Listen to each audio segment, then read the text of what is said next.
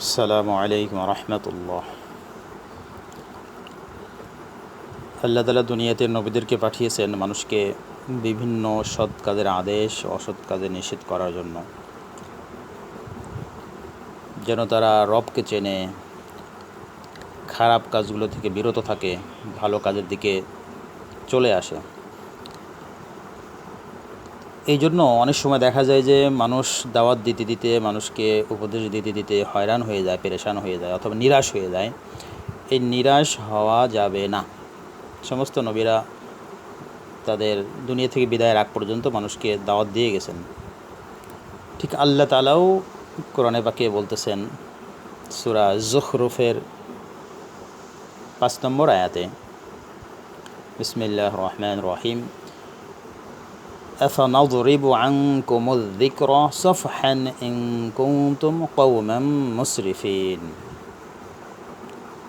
অর্থাৎ আল্লাহ তাআলা বলেন যে আমি কি তোমাদের কাছ থেকে এই উপদেশ গ্রন্থ প্রত্যাহার করে নেব এই কারণে যে তোমরা সীমা অতিক্রমকারী এক সম্প্রদায়। অর্থাৎ এই আয়াতের উদ্দেশ্য হলো যে তোমরা যতই অবাধ্যতায় তোমরা সীমা অতিক্রম করো না কেন, আমি তোমাদেরকে কোরআনের মাধ্যমে উপদেশ দান কখনোই পরিত্যাগ করব না। দাওয়াত ও তবলিগের বা দ্বীনের যারা মেহনত করেন, আল্লাহ পাকের এই আয়াত থেকেই আমাদের এটাও শিক্ষা নেওয়া চাই যে প্রত্যেকের কাছেই পয়গাম নিয়ে যাওয়া।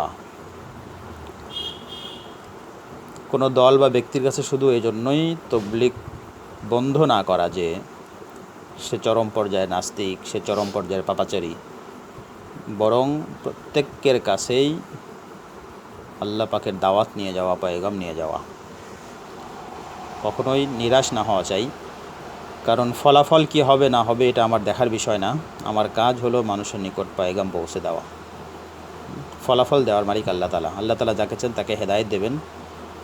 বাকি নবীর উম্মত হিসেবে, রসুলের নায়েবে রসুল হিসেবে এই উম্মতের কাজও হলো মানুষের নিকট আল্লাহ পাকের পক্ষ থেকে আল্লাহ পাকের দিকে মানুষের নিকট পয়গামকে পৌঁছে দেওয়া। আল্লাহ তাআলা আমাদের সবাইকে বোঝার তৌফিক দান করেন। আসসালামু আলাইকুম রহমতুল্লাহ।